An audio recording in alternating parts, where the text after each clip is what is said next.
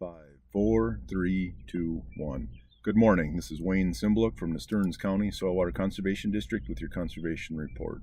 The Vote Dairy will host the 11th annual Stearns County Breakfast on the Farm event Saturday, June 2nd, which will kick off June Dairy Month. The Vote's farm includes partners Aaron and Nikki, Ethan and Carrie, and Ken and Sally Vote. It is the third generation farm which was purchased by Elmer Vote in 1961. Located in rural Sauk Center near Padua, the working dairy will give visitors a chance to see firsthand where milk comes from. The Votes are milking 300 cows and raising 320 heifers and farming 535 acres. Breakfast on the Farm began in 2007 when a group of dairy farmers wanted to have more agricultural awareness in Stearns County.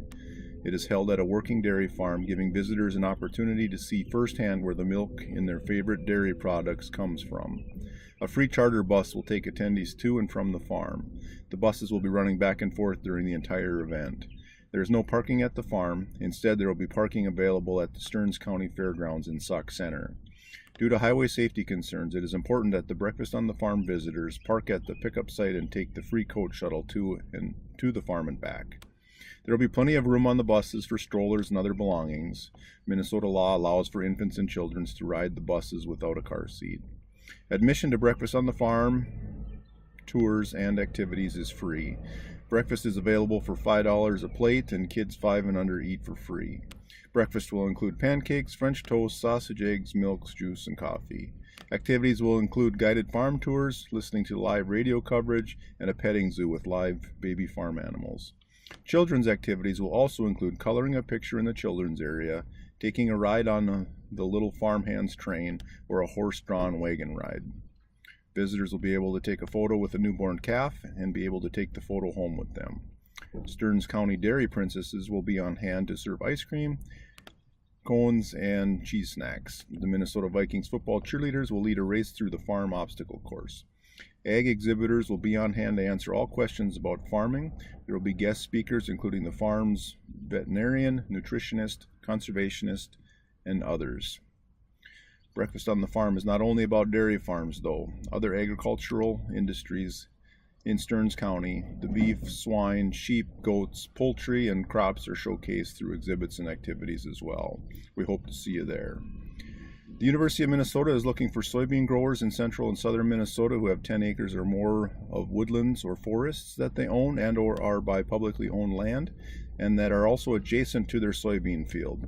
The request is for cooperators to allow field crews from the University of Minnesota to sample in both the woodland and the soybean fields. Field crews will set up forest inventory plots in the woodlands to gain information on the overstory, regenerating seedlings and saplings, and buckthorn density once during the summer growing season. This information will be shared with the owner. Field crews will use transects to sample soybean aphid populations 2 to 3 times during the growing season to quantify how soybean aphid levels change. This information will be used to test the relationships between buckthorn density, buckthorn proximity, and soybean aphid populations through the growing season. If you are interested and or would like additional information on participating in this study, please contact Dr. Marcella Windmuller, Campione, at 612-624-3699 or by email mwind@umn.edu. And finally, it's time we let a little color back into our lawns and our lives. Many lawn weeds produce colorful flowers. Dandelions are common perennial lawn weeds. They are found globally on every continent except Antarctica. It's not a finicky plant. It can bloom in full sun, part sun, or shade, and is frequently found in disturbed soils. Dandelions are an early food source. If an insect makes it through a Minnesota winter, yellow blooms signal survival until more flowers bloom later on. There isn't a ton of food available in early spring. Dandelions are some of the first plants to flower and offer nutritious food to our buzzing friends.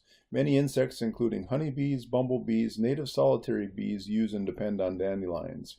Remember, the major bloom of dandelions is short-lived. They last about 3 or 4 weeks and blend themselves back in with the green grass. Give your grass some color and help bees and other wildlife.